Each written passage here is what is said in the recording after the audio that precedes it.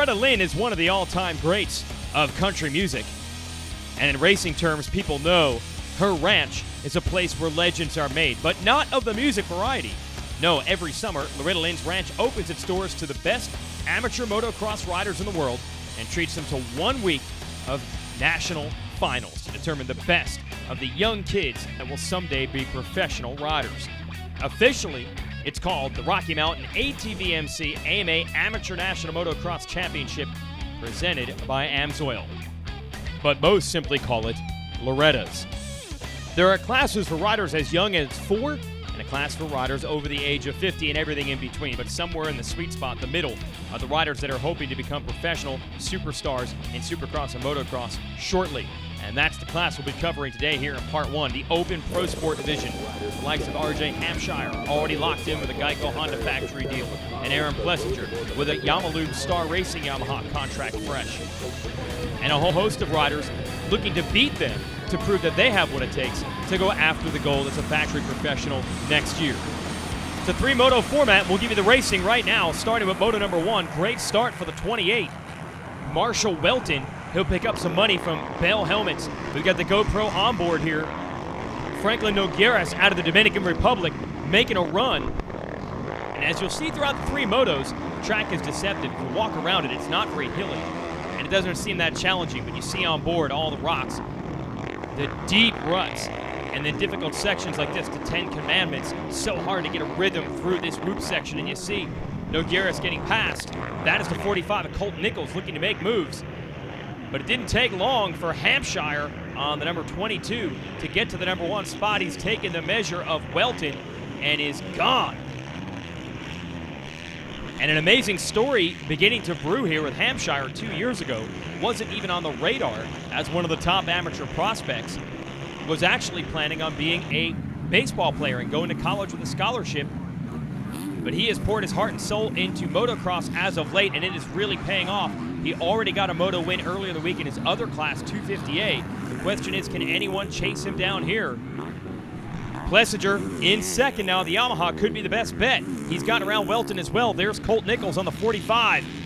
Nichols around Welton.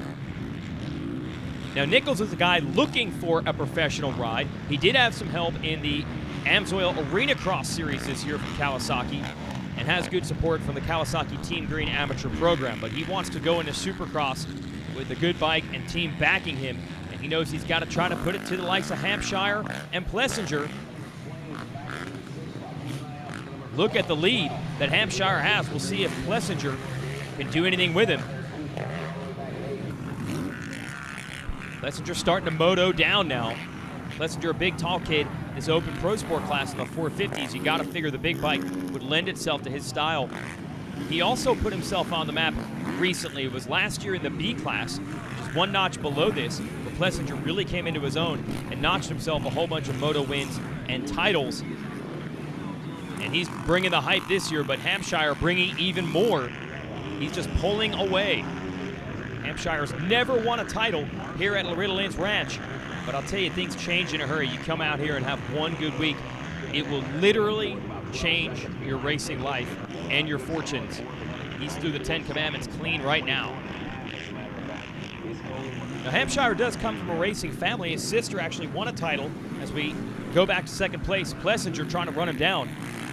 Hampshire's sister, Marissa, won a title here back in the day, 2003. And his dad, his aunts, cousins, they've all raced here. And it's a second-generation rider in Plessinger, whose dad was an off-road racer and won the Grand National Cross Country Championship a bunch of times. So 2 second-generation riders. Their families are fired up about what these young men have been able to do. But right now it is Hampshire getting away. He's got to work his way through some lap traffic. Oh, little dab at the foot there, a little mistake. As he gets into the traffic, able to overcome that. This is the best of the best. You come out and race at Loretta Lynn's. It's a very unique format. One of the things that makes it so different from all the other amateur races, and this is why it's so prestigious, everyone has to qualify through a 2-tiered system. You'll race a aerial race to qualify for the regional championships, and the top riders in the regionals earn a spot to the big dance. And at the very top, Moto 1, RJ Hampshire leads, no doubt. There's Plessinger up in the number 2 spot, collecting a silver medal Three-moto format. Plenty of time for Plessinger to try to get back in the hunt. Those are your Amsoil results. We'll be right back with Moto 2. Racer TV is brought to you by Rocky Mountain ATV MC and by Amsoil.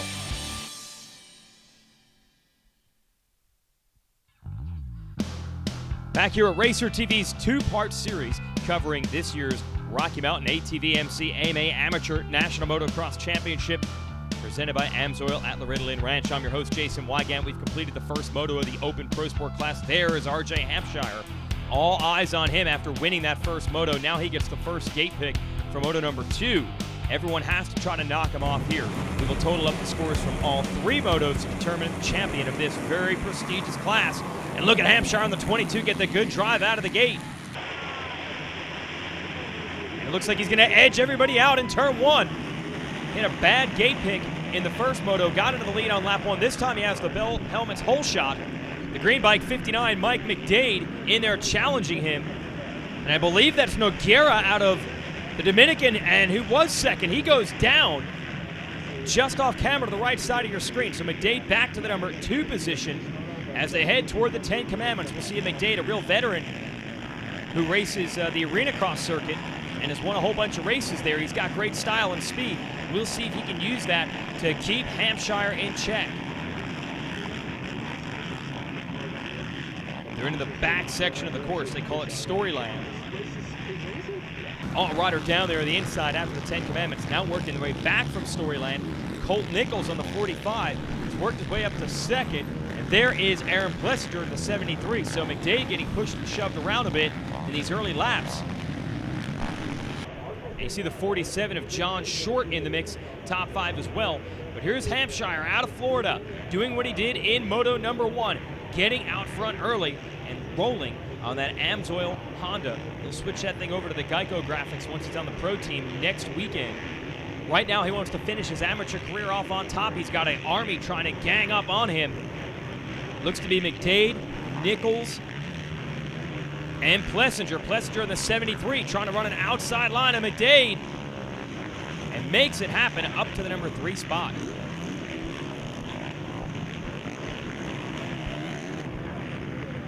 But Hampshire so strong out front.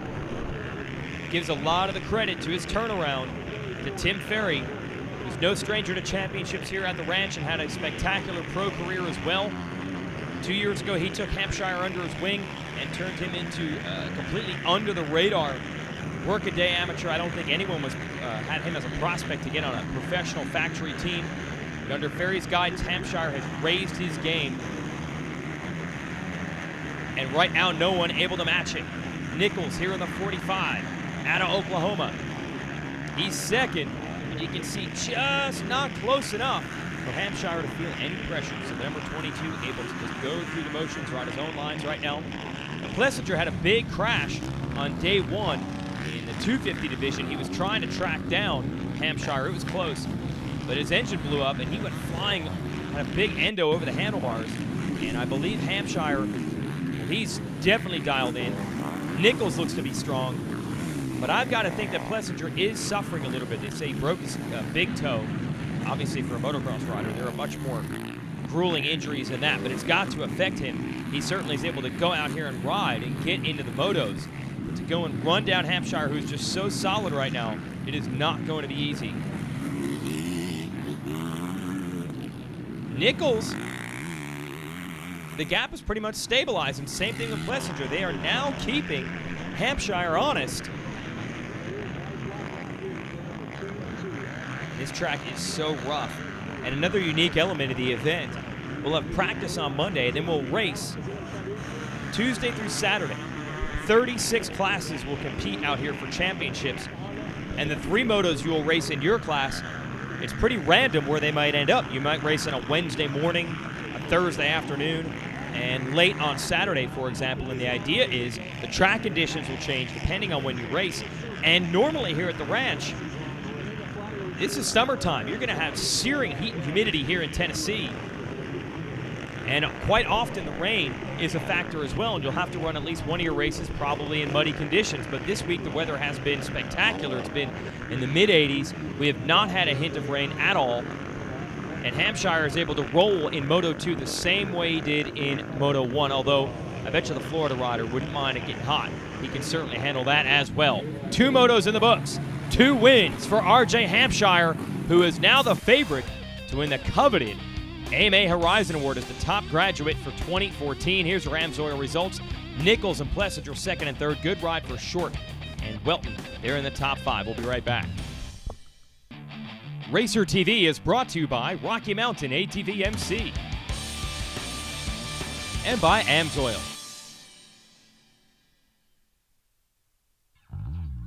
We're getting ready for the third and final moto of the Open Pro Sport class here at Loretta Lynn Ranch as we determine the best amateur motocross riders in the world. There's Styles Robertson. He's recently taken his 85cc Kawasaki minicycle to a championship, but now we roll out the big bikes, the 450s. RJ Hampshire on the left, ready to try to do damage. He's won the first 2 motos already. Colt Nichols, he has been close to the number 45. The 73 of Aaron Plessinger has given him a challenge as well, but he is a 20-minute moto away from a title. Jerry Robin on the number 85 looking to get the start here. I think he's going to get credited for the whole shot, but he gets swallowed up. Nichols and Plessinger able to get around him. So the first not good start for the 22 of Hampshire, although he's already making tracks. I think he's up to third already as Nichols leads them into the 10 Commandments. Shout out there for Robin, though, who grabbed that whole shot and is now about 4th place. He was a cult hero. Last year he raced a 1985 Honda, qualified for the event, and then won a championship here. The 85 broke. He had a bike that wasn't much newer than that, I think a mid-90s vintage Honda, and won a championship in the B division. Robin will be back in the A class here next year to take another swing at it, but right now Hampshire on a roll, already going after Plessinger, and takes the measure of him. So Hampshire, he doesn't need to necessarily win this moto. If he finished right here behind Nichols, when we combine all 3 moto finishes, he would have enough points to win this title. But racer's a racer. When you're on a roll like this, I've got to think Hampshire, whoa, who gets a little off track there in a big pile of mud. Might scare him a little bit to maybe try to back it down, but for the most part, these guys, they work on autopilot and instinct. They're just going to ride as hard as they can. That's how they practice, that's how they train, that's how they've ridden the first couple of days of this week-long event, and to change it now could actually be more dangerous. So it will be interesting to see if Hampshire really goes after Colt Nichols. This track is so rough. Watch every entrance in the corner. See the bike kicks around there, the braking bumps.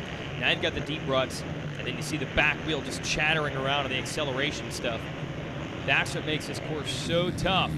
Into the 10 Commandments. Wow, Hampshire, great entry speed with that outside line. Able to pull up right behind the number 45 of Nichols now. And Nichols' little mistake entering the corner. Each one of those errors allows Hampshire to drop that much closer. So Hampshire with some work to do to overcome the bad start. We'll show it to you again. It's our Rocky Mountain ATV MC replay. Watch 22. Just the slightest bit off balance here. He's got to turn the front wheel to compensate. Front wheel comes back on the ground while everyone else is wheeling because they're just accelerating forward. Nichols on that green machine, the 45, gets out front. As for Hampshire, terrible jump. He's probably about 3/4 of the way to the back of the field, but look at this.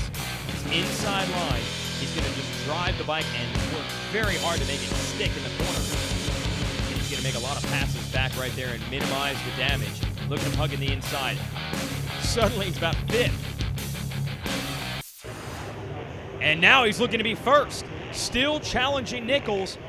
So it's pretty obvious it means a lot to Hampshire. Again, he doesn't need to win the moto to win the title, but he wants to be aces all around. 3 motos, 3 wins. That's what he's looking for. Oh, trying to make it happen. Call this the beach. They open up that pond area for the spectators to hang out in the infield. Nichols doing a good job covering the lines. And And man, this track has really come together. They are at completely different spots of the track all over it, and it works out about even. Now across the start stretch, and this is the famous billboards are going to make a turn around. We've got the sponsor logos on this side. On the other side, we have photos of all the greats that have come and raced here. Carmichael, James Stewart, Kevin Windham, Trey Kennard. They were once in the position that Nichols and Hampshire were in. They needed to impress everyone here at their final race at the ranch. Hampshire's going to try it. It's inside, always looks good going into that corner, but it just doesn't give you the angle to make it happen. Hampshire going to work again on the outside. Getting the drive into the 10 Commandments. He did it a lap ago. This time he's close enough to make the pass. RJ Hampshire into the lead. Nichols is going to have to respond quickly. He does a great job getting a driver on the outside. No, still sealed off by the 22. Nichols turns a series of rollers into a double down to the inside.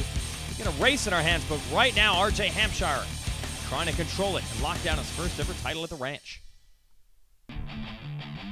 Racer TV is brought to you by Rocky Mountain ATV MC and by Amsoil.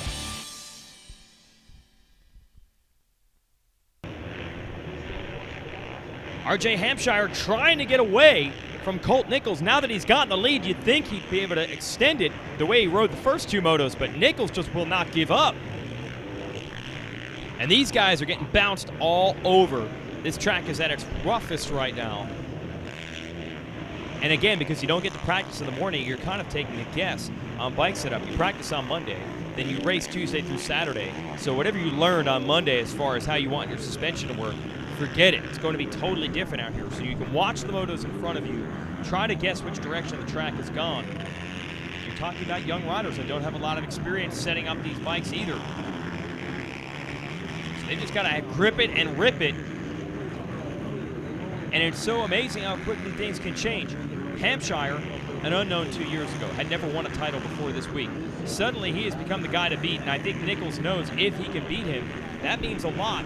That's a big bullet on the resume. So the Kawasaki man still trying to retake Hampshire.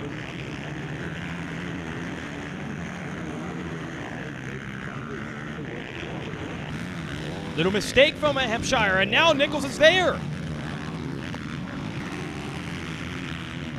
So they continue to fight it out here in this final moto.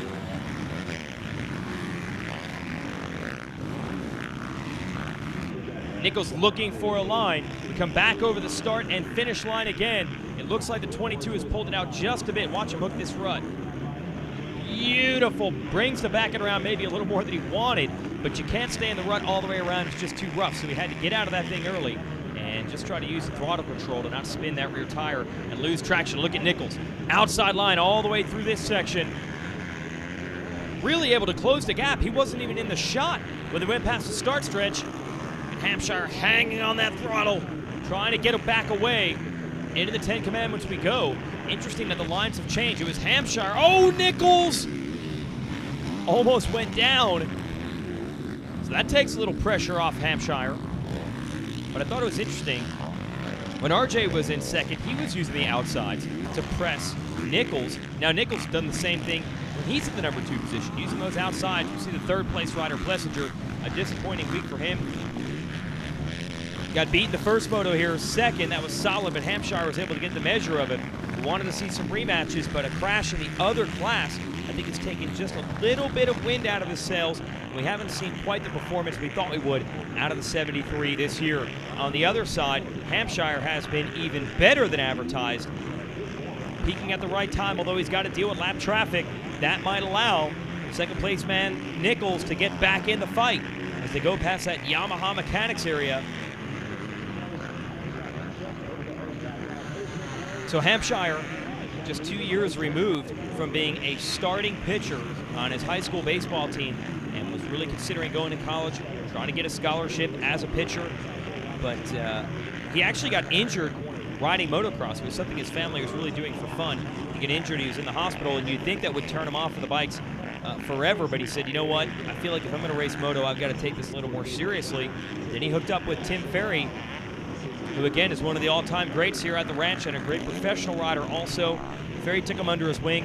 Hampshire started doing the moto thing full time. At one point, he tried riding in the mornings, then going to school, and then going to baseball practice. At the end of the day, he said that lasted about 2 days, and he realized he's got to go for it in one or the other. He chose motocross. Really upped his game last year. Got some support from these Factory Connection Honda folks. But it was iffy. They didn't know exactly what to make of him. How good could he get? How good would he be? They gave him the good bike here at Loretta's, and he has absolutely repaid their faith in him. He's going to win all 3 motos, making the math easy. RJ Hampshire, his first career championship at Loretta Lynn Ranch.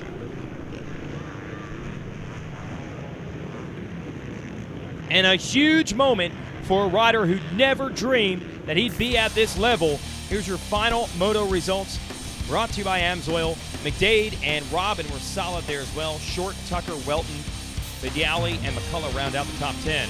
And the Amsoil overall results, no surprise, math very similar. There is your top 5. Hampshire gets the glory and the gold, winning the championship and shaking the champagne for the first time. We'll see if he can do the same next year as a professional. We'll be back with more coverage from Loretta's next week. Thanks for watching.